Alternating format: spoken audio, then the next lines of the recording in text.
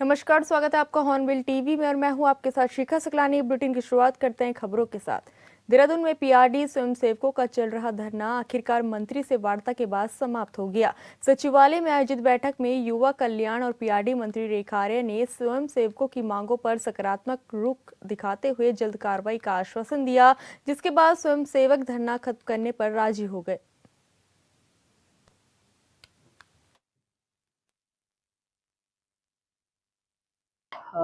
युवा कल्याण और खेल विभाग दोनों की कुछ महत्वपूर्ण बिंदुओं पर आज समीक्षा बैठक करी। यदि मैं बात करती हूँ युवा कल्याण की, तो हमारे कुछ पीआरडी जवान जो है कल मेरे से मिलने आए थे। उन्होंने अपने धरना प्रदर्शन जो वो कर रहे हैं उसको लेकर उन्होंने विषय रखा। उसी विषय को लेकर मैंने आज बैठक भी आमंत्रित करी थी, जिसमें उनके मुख्य बिंदु थे कि हमें जो है होमगार्ड की तर्ज पर हमारे को भी जो है वह उनका वेतनमान भी और उनका जो है उनका डीए भी होमगार्ड की तर्ज पर जो है उनको दिया जाए। दूसरी मांग थी कि उनको 365 दिनों का रोजगार भी जो है वह दिया जाए।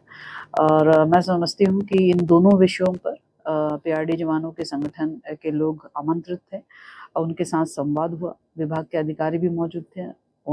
सभी के मध्य में मध्यस्थता करते हुए आज की ये बैठक हुई और बैठक में ये निर्देश विभाग के अधिकारियों को दे दिए गए हैं कि हमारे पीआरडी जवान हमारे विषम परिस्थितियों में काम करते हैं, लॉ एंड ऑर्डर की सिचुएशन में भी काम करते हैं और अन्य कई सारे ऐसे कार्य हैं जो कि पीआरडी जवान द्वारा जो है वो निष्पादित किए जाते हैं।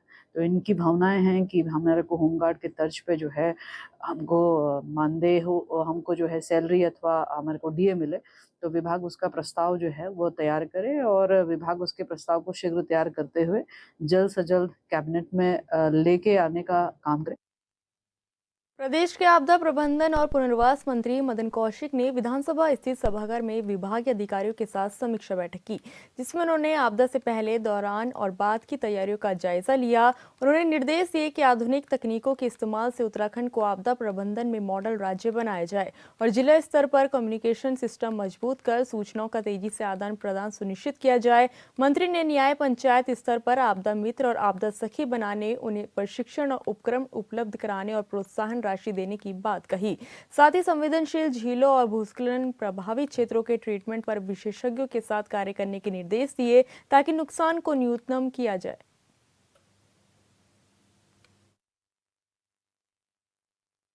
लेकर जो सरकार की तैयारी है उस सबकी समीक्षा की है। आपदा में जो 3 चरण होते हैं, पहला चरण होता है आपदा से पहले की तैयारी, आपदा के समय का कार्य और आपदा के बाद का काम।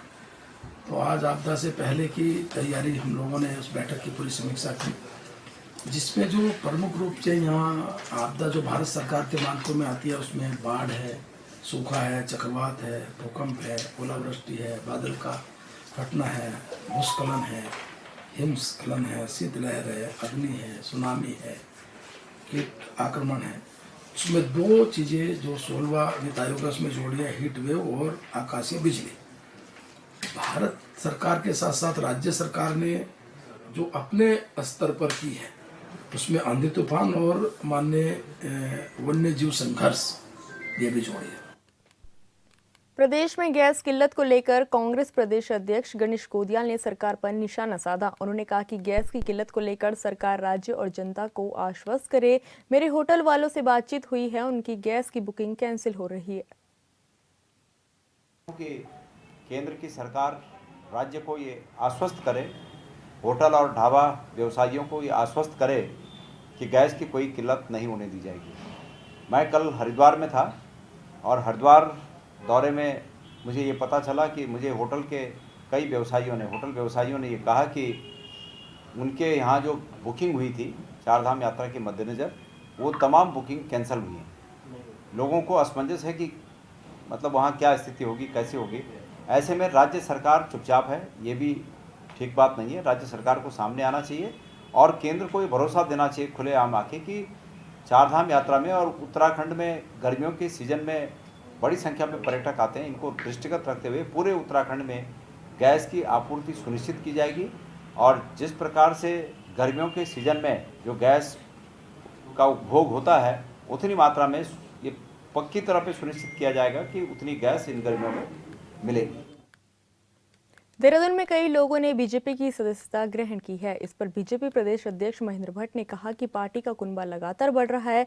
उन्होंने हॉर्नबिल टीवी से बातचीत के दौरान कांग्रेस पर भी तंज कसा है। बीजेपी प्रदेश अध्यक्ष महेंद्र भट्ट के नेतृत्व में आज बड़ी संख्या में कई नेताओं ने ज्वाइन की है, बीजेपी की सदस्यता ली है। और बीजेपी की सदस्यता ली है सर, क्या कुछ कहेंगे? नहीं, बड़े लोगों ने, बड़ी संख्या में लोगों ने लिए। क्या देखिए, साधु राम जी के साथ कांग्रेस के बहुत वरिष्ठ नेता थे हरिद्वार के अंदर, उन्होंने ज्वाइन की। नारायणनगर के ब्लॉक प्रमुख उन्होंने ज्वाइन की। ऐसे अनेकों लोग हैं जिन्होंने सोचा, उनके सबके नाम तक पूछाएंगे। भारतीय जनता पार्टी बढ़ रहा है। आज स्थापना दिवस के दिन भी सैकड़ों की संख्या में आज लोगों ने बीजेपी स्थापना दिवस किस तरह से मना रहे हैं सर? बीजेपी स्थापना दिवस बहुत भव्य से मनाया हमने। आज प्रातःकाल तिरंगा फहराया। कल सब लोग, आज और कल सब लोग अपने घरों के अंदर कमल का झंडा लगाएंगे। पार्टी का एक बहुत अच्छा माहौल पूरे प्रदेश में खड़ा होगा। अच्छा, कुछ लोगों ने कांग्रेस में ज्वाइन किया था, उसको लेकर के आपका क्या कुछ कहना है सर?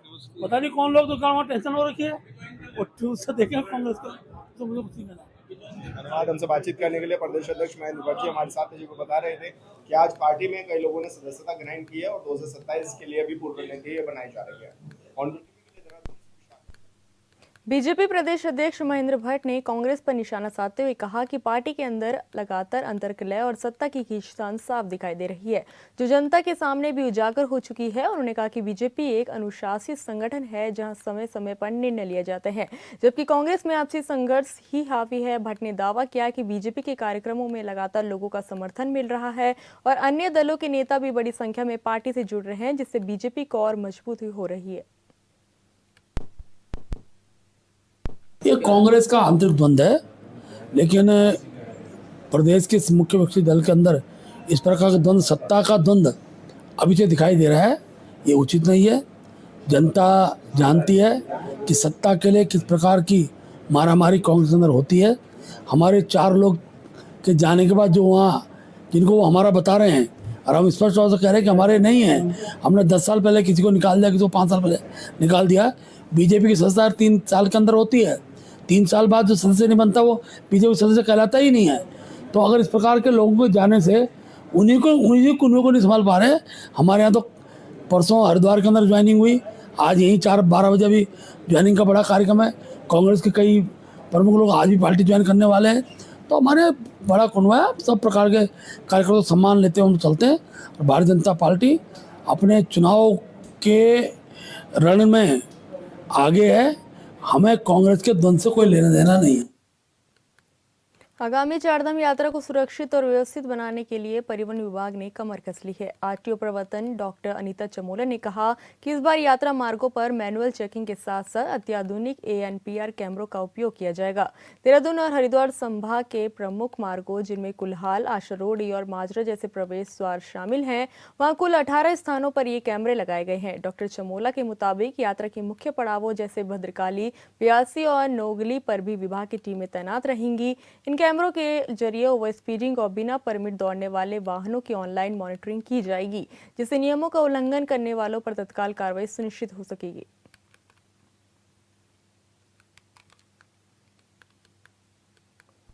भारतीय किसान यूनियन के राष्ट्रीय प्रवक्ता राकेश टिकैत ने उत्तराखंड में कानून व्यवस्था को लेकर प्रशासन की भूमिका पर गंभीर सवाल उठाए। उन्होंने कहा कि प्रशासन को सख्त और मुस्तैद रहना चाहिए, क्योंकि बिना मजबूत कानून व्यवस्था के किसी भी तरह का कारोबार या सामाजिक व्यवस्था सुचारू रूप से नहीं चल सकती। टिकैत ने आरोप लगाया कि प्रदेश में कुछ जगहों पर बदमाशों के हौसले बुलंद है और आम लोगों में डर का माहौल बन रहा है। ऐसे में प्रशासन की जिम्मेदारी है कि वह अपराधियों पर कड़ी कार्रवाई करे और जनता को सुरक्षा का भरोसा दिलाए।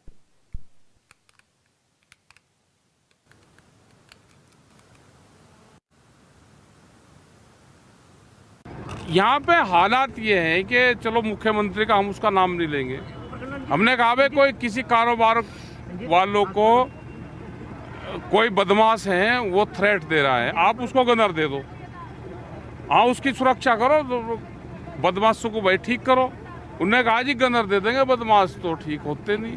पूरा उत्तराखंड लूट लिया, तो ये संज्ञान में सबके रहना चाहिए। उत्तराखंड हम सबकी देवभूमि है। उत्तराखंड पहाड़ है, यहाँ पे एजुकेशन अच्छी है, एजुकेशन पे सब बच्चे अपना काम करते हैं। हम अभिभावक हैं, ये बेचारे किसान आदमी है, ये इनका पोता था वो, और इस तरह से हजारों लोग हैं जो अपने कष्ट कमाई की पैसा इकट्ठा करके अपने बच्चों को देहरादून मसूरी में इसमें पढ़ाते हैं। बढ़िया वातावरण है, लेकिन पुलिस को, सरकार को सख्त होना पड़ेगा।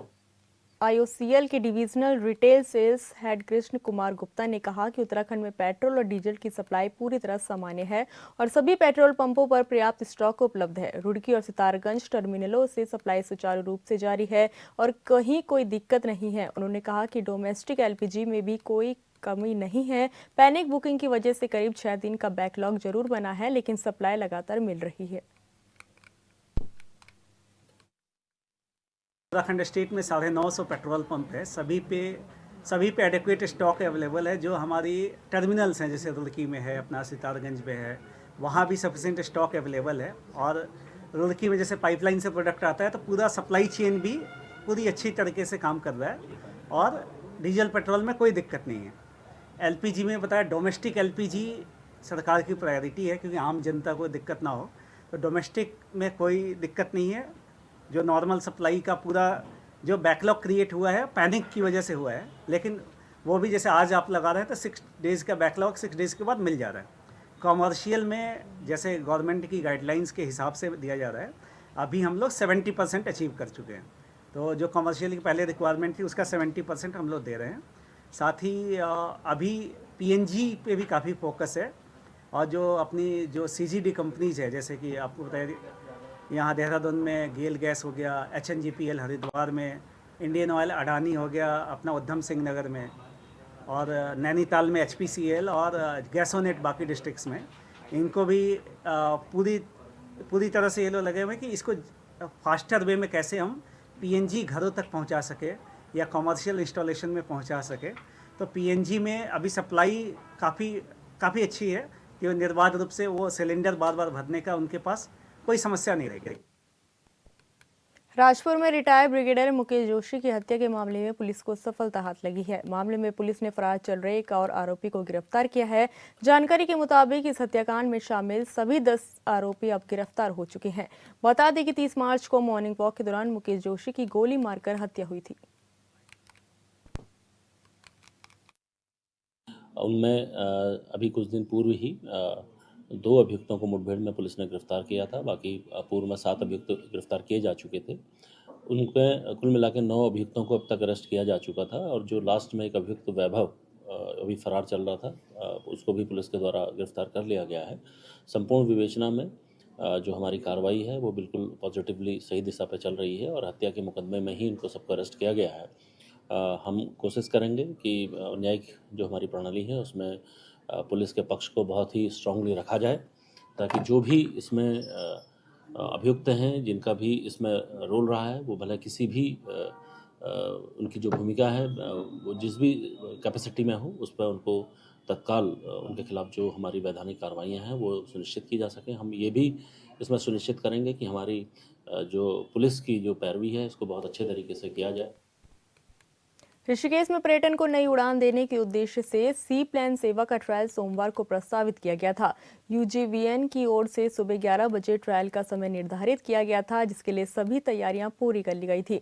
निर्धारित समय से पहले ही मौके पर SDRF, जल पुलिस, स्वास्थ्य विभाग, स्थानीय पुलिस, जल बिजली निगम के कर्मचारियों, प्रशासनिक टीम तैनात हो गई थी। तेज धूप के बाद सुरक्षा और आपात व्यवस्था को लेकर पूरी सतर्कता बढ़ दी गई। हालांकि निर्धारित समय बीतने के बाद भी सी प्लेन नहीं पहुंचा। मौके पर मौजूद अधिकारी ट्रायल के सटीक समय को लेकर स्पष्ट जानकारी देने से बचते नजर आए। करीब 3 घंटे तक इंतजार के बावजूद कोई गतिविधि नहीं हुई, जिससे वहां मौजूद लोगों में निराशा देखने को मिली।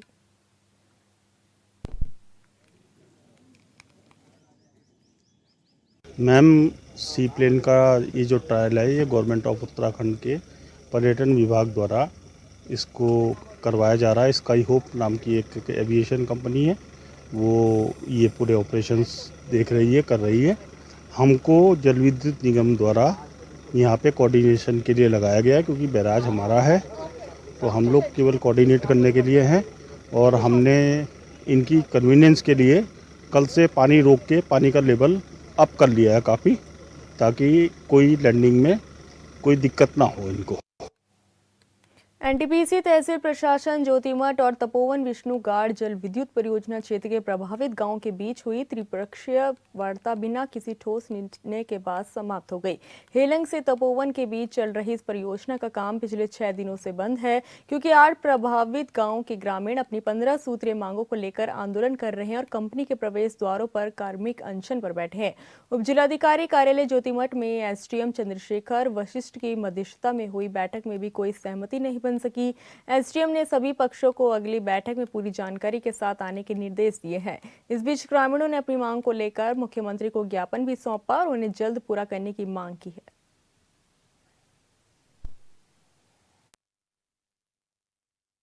ये जल जंगल जमीन पनघट मरघट जो है हम लोगों के हैं और ये हमारे सैकड़ों साल से आ रहे हैं। हम इस प्रदेश के सीमांत जनपद के लोग हैं, दूसरे रक्षा पंक्ति के लोग हैं और बहुत संवेदनशील जगह के हम लोग हैं और उसके बावजूद भी हमारे लोगों के अधिकारों का हनन किया जा रहा है। उनकी बातें नहीं मानी जाए, उनको दबल कुचलने का काम किया जा रहा है।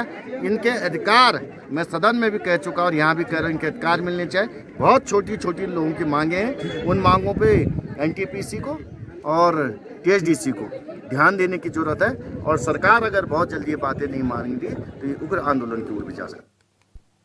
चंपावत के लोहाघाट ब्लॉक की मुख्य बिजली लाइन के तार सल्ला में पेड़ों को छूते हुए काफी नीचे से गुजर रहे हैं, जिस वजह से दुर्घटनाओं का खतरा बना हुआ है। ग्रामीणों ने बताया कि बिजली लाइन के आसपास उड़ने वाले कई दुर्लभ प्रजाति के पक्षियों की तार की चपेट में आने से मौत हो चुकी है। उन्होंने कहा कि बिजली विभाग को मामले की सूचना दी गई थी, पर मामले में कोई सख्त कार्रवाई नहीं की गई।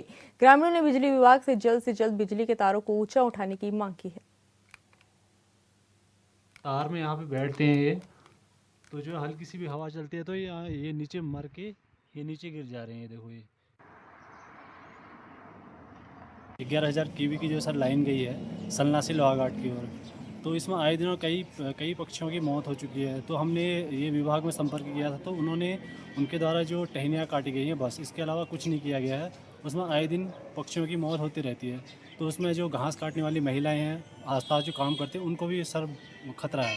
इसमें ऊपर है सर जो तार हैं सर, जो नीचे वाले वो बिल्कुल चिपके हुए हैं। आए दिन उसमें वो आग लगती रहती है, पेड़ की है सर। विभाग से मेरी यही मांग है कि इसको जल्दी से जल्दी ठीक किया जाए, ये तारों को खींचा जाए जिससे कि अपने लेवल में आ सके, उसके बाद ये कार्रवाई। हेमकुंड साहिब की यात्रा को सुगम और सुरक्षित बनाने के लिए भारतीय सेना और गुरुद्वारा ट्रस्ट ने कमर कस ली है। भारतीय सेना के जवानों और गुरुद्वारा हेमकुंड साहिब मैनेजमेंट ट्रस्ट के सेवादारों की तरफ एक संयुक्त टीम ने गोविंद घाट से धाम तक के पैदल मार्ग का निरीक्षण किया। इस दौरान पाया गया कि धाम परिसर में अभी भी 5 से 6 फीट तक बर्फ जमी हुई है, जबकि मुख्य पड़ाव अटाला कोटी ग्लेशियर पॉइंट पर भी भारी मात्रा में हिमखंड मौजूद है। राहत की बात यह है कि पिछले 10 दिनों में हुई ताजा बर्फबारी नरम है, जिसके जल्द पिघलने की उम्मीद जताई जा रही है। पूरे आस्था पथ को श्रद्धालुओं के लिए खोलने के लिए भारतीय सेना की टुकड़ी 15 अप्रैल के बाद गोविंद घाट से रवाना होगी, जो दुर्गम रास्तों और ग्लेशियरों को काटकर रास्ता तैयार करेगी। बता दें कि इस साल धाम की यात्रा 23 मई से शुरू होने जा रही है। वह यात्रा का पहला जत्था 20 मई को ऋषिकेश से पूरे उत्साह के साथ रवाना किया जाएगा। हरिद्वार के कोतवाली रानीपुर क्षेत्र में लगातार बढ़ रही वाहन चोरी की घटनाओं पर आखिरकार पुलिस ने सख्त कार्रवाई करते हुए बड़ी सफलता हासिल की है। पुलिस ने नशे की लत में डूबे 4 शातिर चोरों को गिरफ्तार कर उनके कब्जे से चोरी की 10 मोटरसाइकिलें बरामद की है। आरोपी नशे की पूर्ति और अपने शौक पूरा करने के लिए अलग अलग इलाकों से बाइक चोरी कर उन्हें बेहद कम दामों में बेच दिया करते थे।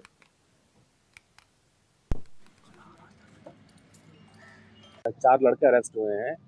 ये विपिन है, नितिन है और एक गौरव पुत्र मांगेराम है और गौरव पुत्र सुरेश है। तो ये 20-22 साल के लड़के हैं, चारों अलग अलग जगह के रहने वाले हैं, लक्सर, मंगलौर और उत्तर प्रदेश से भी हैं। तो इसमें इनकी कस्टडी से 10 मोटरसाइकिलें मिली हैं, जो कि इन्होंने चोरी करी थी और यहाँ पे एक छुपा के रखी थी, जो इनके द्वारा फिर बाद में जैसे शुरू में जब पकड़ा गया फिर पूछताछ में इन्होंने जगह बताई, वहाँ से रिकवर हुई है। इसमें 3 मोटरसाइकिल तो रानीपुर थाने से ही चोरी हुई हैं और एक सिडकुल थाने से चोरी हुई है। इसके अतिरिक्त एक फरीदाबाद से EFIR रजिस्टर हुई है एक मोटरसाइकिल चोरी की। बाकी जो मोटरसाइकिलें इनके द्वारा इनसे रिकवर हुई हैं, उनके इंजन नंबर, चेसिस नंबर के थ्रू हम पता कर रहे हैं उसके ओनर्स कहाँ पे हैं और उनकी FIRs का भी डिटेल ले रहे हैं। ये जो 20-22 साल के लड़के हैं, ये तीनों के तीनों एडिक्ट हैं और ये नशे का सामान खरीदने के लिए इस प्रकार की चोरी करते थे और किसी भी ग्राहक को औने पौने दाम पर ये मोटरसाइकिल बेच देते थे। और इन्होंने ये भी बताया कि कांवड़ में भी इन्होंने किसी कांवड़िये को भी पहले मोटरसाइकिल बेची। श्रीनगर गढ़वाल के बांसवाड़ा निवासी और रेनबो पब्लिक स्कूल चौरास के कक्षा 8 के छात्र आयुष ने जिले के नाम रोशन किया है। आयुष ने किसमें कितना है दम डांस प्रतियोगिता में देश भर में दूसरा स्थान प्राप्त कर प्रथम रनरअप का खिताब अपने नाम किया। आयुष की प्रतिभा का सफर श्रीनगर के श्रीकोट स्थित सरस्वती विद्या मंदिर से शुरू हुआ, जहां उसने पहला और दूसरा राउंड सफलतापूर्वक पार किया। इसके बाद उसने क्वार्टर फाइनल और सेमीफाइनल में भी शानदार प्रदर्शन करते हुए अपनी जगह पक्की की। फाइनल राउंड के जरिए चयनित होने के बाद आयुष ने श्रीनगर के ग्रुप डांस स्टूडियो में कड़ी मेहनत की। मैं गया था चंडीगढ़ मोहाली में, वो रायत भारत यूनिवर्सिटी पे शो चालू हुआ गया था और वहाँ पे जजिस काफ़ी बहुत जजिस थे। कुछ सिंगिंग के थे, कुछ डांसिंग के थे, कुछ कैलीग्राफी के थे। तो उन्होंने मेरे को कहा कि आप काफ़ी अच्छा करते हो और अगर आप और अपने डांस में फोकस करोगे तो और आगे बढ़ोगे। बचपन से डांस में रुचि थी और परिवार से और एकेडमी से भी मुझे काफ़ी रुचि मिली। और क्या मैं किसमें कितना है दम शो में पार्टिसिपेट लिया और वहाँ पहला राउंड मेरा सिरकोट में हुआ, दूसरा राउंड भी मेरा सिरकोट विद्या मंदिर में हुआ, फिर 2 राउंड फिर थर्ड और फोर्थ मेरे पौड़ी गढ़वाल में हुए। फिर मेरे को फाइनल के लिए चुना गया और मैं फर्स्ट रनर अप पे आया और दूसरी पोजीशन लाया। मेरे बेटे ने श्रीनगर गढ़वाल का नाम ही नहीं पूरे उत्तराखंड का नाम रोशन किया है। तो मैं जनता से अपील करना चाहूँगी कि हमेशा मेरे बच्चे का सपोर्ट करें। और जैसे कि उसने कहा है कि मम्मी मैं बहुत बड़े मंच में जाऊंगा और एक दिन अपना सपना पूरा करके आऊंगा। तो मैं धन्यवाद करना चाहूँगी अपने उत्तराखंड की जनता से। और मैं जो बच्चे डांस में गए और सेकंड या थर्ड में आए, मैं उनसे भी यही कहना चाहूँगी कि बेटा कभी भी अपने सपनों से पीछे मत भागो। फिलहाल इस बुलेटिन में इतना ही। आप देखते रहिए हॉर्नबिल टीवी। नमस्कार।